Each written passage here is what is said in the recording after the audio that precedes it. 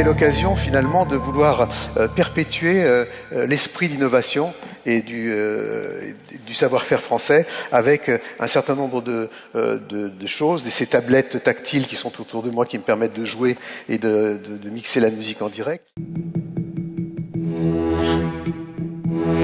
On a déjà deux sons là.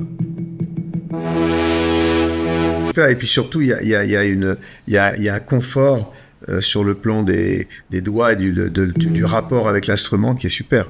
On peut arriver à individualiser l'utilisation. Alors le truc qui est intéressant aussi que j'ai pas beaucoup utilisé, c'est de pouvoir faire justement des glissando. Ouais. Ce qu'on peut faire évidemment dès qu'on a des claviers qui sont des claviers sur une surface lisse, quoi. Donc ça c'est plutôt bien. Et puis évidemment les fonctions de looper dans l'avenir vont pouvoir permettre de faire décoller les High Touch dans une autre dimension. Et le rapport, je pense au mix aussi, au mix live, la performance va être évidemment démultipliée avec toute la partie looper. Avec ce genre de disposition, c'est qu'on peut trouver des harmonies et des combinaisons qu'on va pas trouver nécessairement avec un clavier.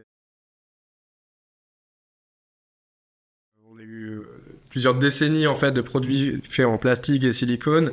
Là, on voulait que ce soit une expérience agréable au toucher, que ça rappelle le toucher musical qu'on peut expériencer quand on fait par exemple du violon ou un instrument à cordes, où il y a vraiment ce contact avec le matériau et un rapport de plus en plus direct et multidimensionnel avec ce matériau. Donc là, on est encore sur un prototype, mais est-ce que tu penses qu'on s'approche de ce chemin ? Moi, je pense qu'il y a eu effectivement une zone un peu grise dans la lutherie électronique où en fait on était un peu dans le tout ou rien, ou avec des matériaux qui n'étaient pas des matériaux. J'aime pas trop le terme matériaux nobles, mais où on était dans finalement du plastique, des choses qui étaient finalement qui n'étaient pas nécessairement d'un abord intuitif. Et ce que je trouve intéressant dès le départ avec les High Touch, c'est justement cet effort que vous faites sur l'idée d'approcher un instrument électronique. Tu citais le violon, je pense que c'est une très très bonne analogie. Le violon, il y a un rapport, on voit bien, enfin moi je ne suis pas violoniste, mais on voit bien le rapport qui est un rapport presque affectif avec aussi l'esthétique de l'instrument.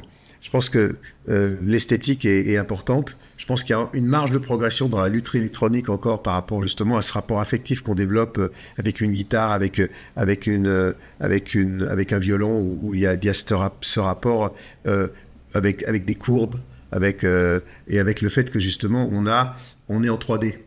Et justement, la plupart des instruments électroniques sont plutôt en 2D. Et là, ce qui est intéressant avec la version 2, je dirais, c'est qu'on peut commencer à avoir... Ça, on se rapproche justement d'une sensation d'un instrument à cordes, tu vois.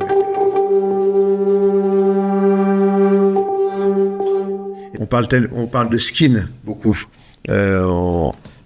Qui est un anglicisme pour les Français que nous sommes, mais en fait là on a vraiment une sensation, de toucher la peau. Donc il y a un côté presque sensuel qui à mon avis va être un gros game changer par rapport à la VR. Absolument.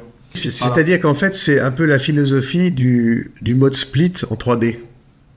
C'est-à-dire qu'en fait, le split sur un clavier, on sait tout ce que c'est, c'est-à-dire de pouvoir splitter le clavier en plusieurs parties. Là, on est dans un mode de split en 3D avec le fait qu'on peut splitter horizontalement, verticalement. À partir du moment où on peut jouer sur le filtre, l'ouverture du filtre et le niveau, on pourrait très bien imaginer qu'on puisse passer même sur des waveforms, par exemple.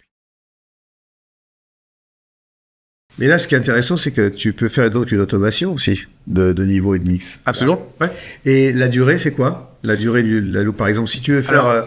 par exemple, là, tu viens de faire quelque chose qui est proche d'une... Alors, on peut l'utiliser en looper par rapport à des sons, mais aussi par rapport à une automation de niveau ou d'effet. Tout ça, ça marche aussi avec si on veut s'en servir avec un modulaire. Oui. Ouais, le looper, le mode looper marche Absolument. en CD4 aussi. Ça, c'est super, ça. Ouais. Donc c'est un des premiers loopers format pad pour modulaire. Et surtout avec sortie séparée. Avec Parce que beaucoup de loopers n'ont pas de sortie séparée. Ouais, absolument. Et c'est la grande différence. Et ça, je pense qu'il faut vraiment le dire. Je pense même que c'est, à ma connaissance, un des premiers loopers qui a combien, il y a combien de sorties là? 24, 12 stéréo.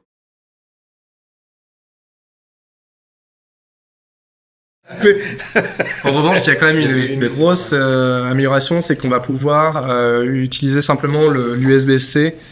Ah d'accord, l'USB-C d'être directement sur l'ordi et pas passer par une... Voilà, ça va être alimenté directement en USB-C. Ah ça c'est vachement bien. Et tu auras la possibilité de mettre donc l'USB-C d'alimentation supplémentaire pour envoyer beaucoup plus de luminosité. On a prévu en fait que la version finale, on puisse l'utiliser outdoor, en festival, sous le soleil, et qu'on puisse voir. D'accord. Donc en fait, la luminosité maximale des LED va être vraiment haute. J'ai l'impression qu'en fait là, on est beaucoup moins dépendant de l'angle par rapport à la V1. Il y a une chose que j'aime beaucoup, moi, c'est en fait que les LED, on a l'impression on a une impression de 3D. Ouais. Quand on est, il y a quelque chose d'un peu holographique. Quelque chose qui est exactement. Ouais. Il y a un côté un peu holographique et surtout chaque point, chaque LED a un point lumineux. C'est ça. Un point, et ça donne quelque chose de très organique, très vivant. Bien sûr.